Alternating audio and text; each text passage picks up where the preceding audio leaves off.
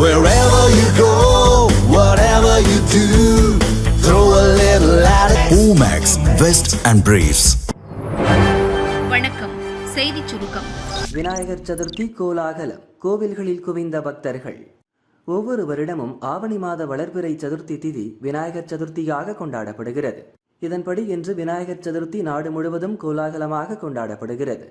அதிகாலை முதலே கோவில்களில் சிறப்பு பூஜைகளும் வழிபாடுகளும் தொடங்கிவிட்டது. பிள்ளையார்பட்டி கோவில் வண்ண விளக்குகளால் அலங்கரிக்கப்பட்டு திருவிழா கோலம் பூண்டுள்ளது.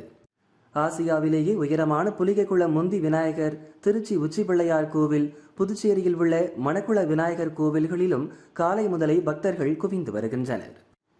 மும்பையில் புகழ்பெற்ற லால்பாக்சா ராஜா விநாயகரை அதிகாலை முதலே ஏராளமான பக்தர்கள் நீண்ட வரிசையில் நின்று தரிசனம் செய்து வருகின்றனர். மும்பை சித்தி விநாயகர் கோவிலிலும் ஏராளமான பக்தர்கள் திரண்டு வந்து வழிபட்டனர். ஸ்ரீ கற்பக விநாயகர் தேரோட்டம் கோலாகலம். கொட்டும் மழையிலும் தேரெழுத்த பக்தர்கள்.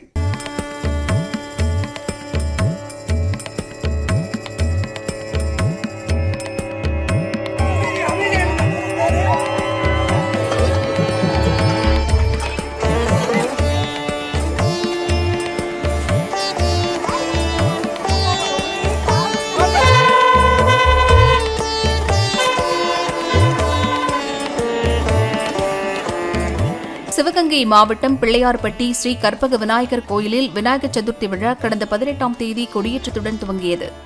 சதுர்த்தி விழா நாட்களில் கற்பக விநாயகர் ஒவ்வொரு நாளும் சிம்மம், குதிரை, காளை, யானை உள்ளிட்ட பல்வேறு வாகனங்களில் எழுந்தருளி பக்தர்களுக்கு அருள் பாலித்தார். இதில் முக்கிய விழாவான கஜமுக சூரசம்ஹாரம் 23ஆம் தேதி நடந்தது. சதுர்த்தி விழாவின் 9ஆம் நாள் விழாவான செவ்வாயன்று தேரோட்டம் வெகு சிறப்பாக நடந்தது. பெரிய தேரில் உற்சவரான ஸ்ரீ கற்பக விநாயகரும் சிறிய தேரில் சண்டிகேஸ்வரரும் எழுந்தருளினர். தமிழகத்தின் பல்வேறு மாவட்டங்களிலிருந்து திரளான பக்தர்கள் தேரை வடம் பிடித்து இழுத்து கற்பக விநாயகரை தரிசனம் செய்தனர். மேலும் ஆண்டுக்கு ஒருமுறை மட்டுமே நடக்கும் சந்தன காப்பு அலங்காரத்தில் மூலவர் கற்பக விநாயகர் அருள் பாலித்தார். புதனன்று முக்கிய நிகழ்வான சதுர்த்தி விழா மற்றும் தீர்த்தவாரி நடக்கிறது.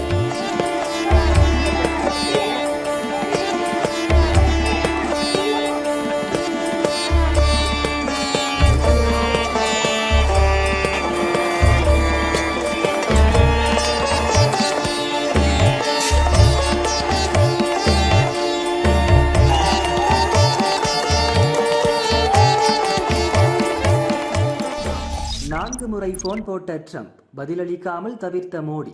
இந்தியாவிடம் எடுபடாத ட்ரம்பின் தந்திரம். அமெரிக்காவை விட ஆண்டுக்கு 4 லட்சம் கோடி ரூபாய் பொருட்களை இந்தியா அந்நாட்டுக்கு கூடுதலாக ஏற்றுமதி செய்கிறது. இந்த வர்த்தக பற்றாக்குறையை தீர்க்கும் வகையில் 25% பரஸ்பர வரியை இந்தியா மீது அமெரிக்கா விதித்தது. பின்னர் ரஷ்யாவிடம் ஆயில் வாங்குவதை காரணம் காட்டி 25% கூடுதல் வரி விதித்தது. இதில் 25% வரி ஏற்கனவே அமலுக்கு வந்துவிட்ட நிலையில் கூடுதலாக போட்ட 25% அபராத வரி ஆகஸ்ட் 27 அன்று அமலுக்கு வரும் என்று ட்ரம்ப் சொல்லியிருந்தார்.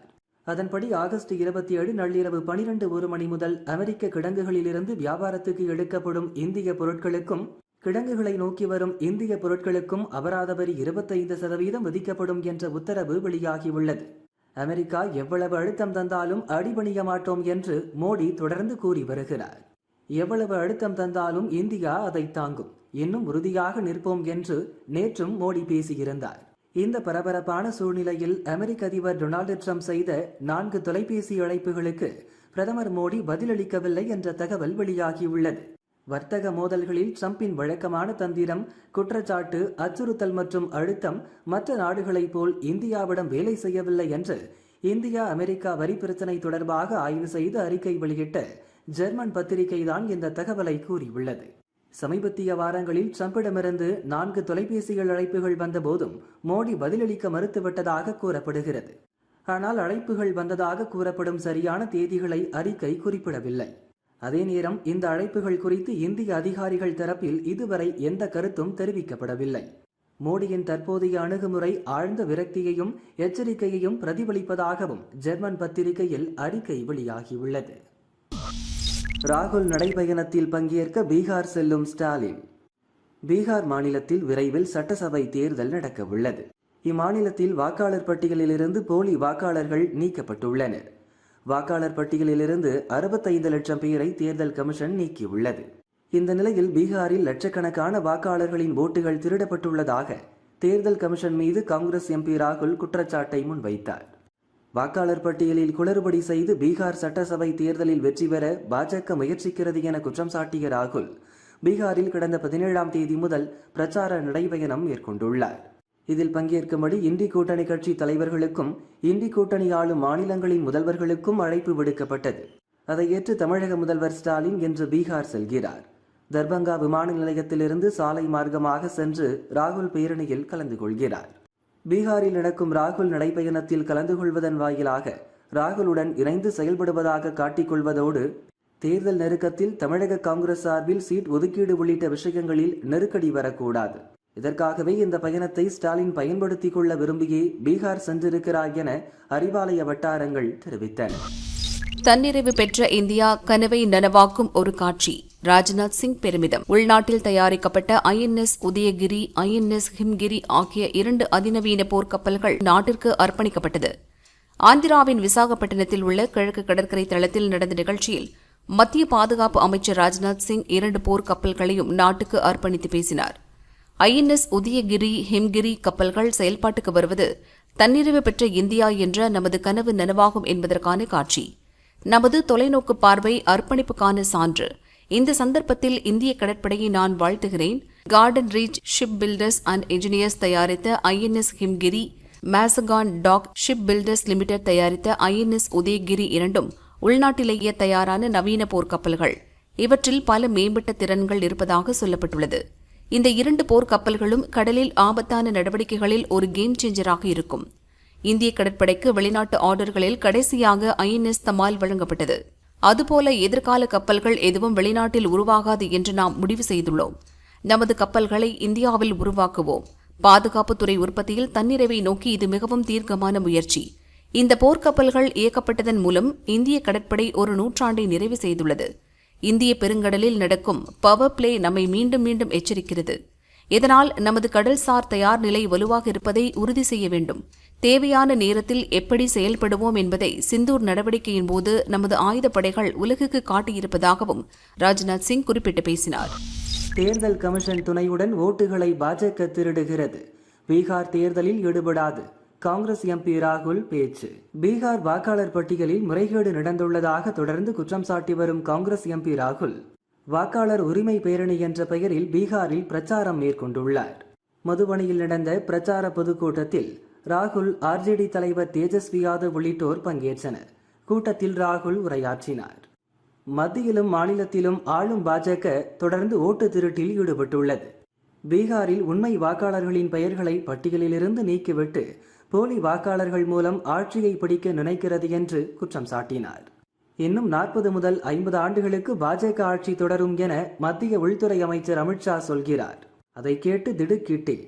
அடுத்த 50 ஆண்டுகளுக்கு பாஜக ஆட்சிதான் என்பது அமித்ஷாவுக்கு இப்போதே எப்படி தெரியும்? ஏனென்றால் அவர்கள் ஓட்டு திருட்டில் ஈடுபடுகின்றனர். இது குஜராத்தில் துவங்கியது, பின் 2014 நாடு முழுதும் பரவியது. தேர்தல் கமிஷன் துணையுடன் மகாராஷ்டிரா, ஹரியானா தேர்தல்களில் பாஜக ஓட்டு திருட்டில் ஈடுபட்டது. மத்திய பிரதேசத்திலும் இதே கதைதான் நடந்தது. ஆனால் இம்முறை பீகார் தேர்தலில் அதை நடத்த விட மாட்டோம். அம்பானி, அதானிக்கு ஓட்டுரிமை அவசியம் இல்லை. ஆனால் சாதாரண ஏழை விவசாயி, தினக்கூலி தொழிலாளர், இளைஞர்கள், பெண்கள் ஆகியோருக்கு ஓட்டுரிமை அவசியம். அதைத்தான் இவர்கள் திருடுகிறார்கள். ஓட்டு திருட்டு நடப்பது பற்றி பிரதமர் மோடியோ அமித்ஷாவோ அதற்கு பதிலளிக்கவில்லை. பாஜக தலைவர்கள் யாரும் வாய் திறக்கவில்லை. திருடன் பிடிபட்டால் அவன் வாய் திறந்து பேச மாட்டான். பாஜகவின் செயலும் அப்படித்தான் உள்ளது என்று ராகுல் கூறினார். यात्रा का एक ही मैसेज है, बीजेपी ने इलेक्शन कमीशन की मदद से महाराष्ट्र का चुनाव चोरी किया, हरियाणा का चुनाव चोरी किया, उससे पहले मध्य प्रदेश का चुनाव चोरी किया, लोकसभा में कर्नाटक में हमने उनको पकड़ा और हमारा एक ही मैसेज है कि बिहार में वोट चोरी नहीं होने देंगे. பதில் சொல்ல முடியாமல் முழித்த MLA. உங்களுடன் ஸ்டாலின் முகாமில் ஷாக். சிக்கிய காட்சிகள்.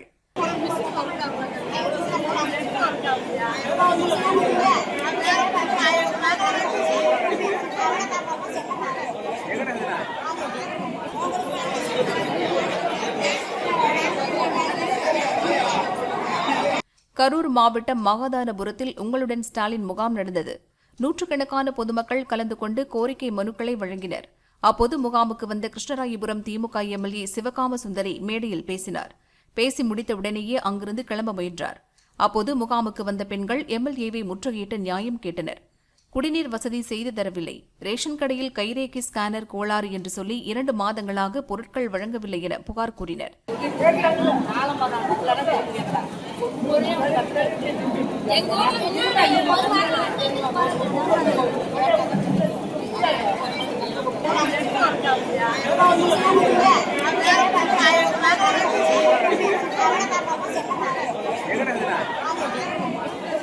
இதனால் திகைத்து போன எம்எல்ஏ சிவகாம சுந்தரி பதிலளிக்க முடியாமல் நின்றார். ஆவேசமாக கேள்வி கேட்ட பெண்களை அதட்டி பேசினார்.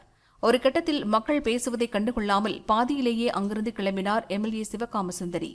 இதனால் ஆத்திரமடைந்த பெண்கள் எலெக்ஷன் வந்தா மட்டும் கையெடுத்து கும்பிடு போடுறீங்க, காலில் விழுறீங்க, ஓட்டு போட்டால் கண்டுகொள்வதே இல்லை என ஆவேசமாக பேசினர்.